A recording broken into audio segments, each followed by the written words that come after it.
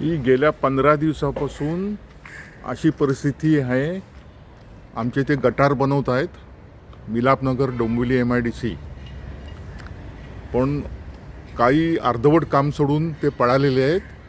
Drainage line सर्व फुटलेले आहेत. अक्षरशः म्हणजे डास आणि मच्छरांचं प्रमाण वाढलं आहे, दुर्गंधी वाढलेली आहे. पण कोणीही MIDC लक्ष देत नाही, कॉन्ट्रॅक्टर पण लक्ष देत नाही.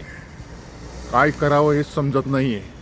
आता मायबाप आता नवीन नगरसेवक निवडलेले आहेत, त्यांनी तरी याच्यावर लक्ष द्यावं ही विनंती.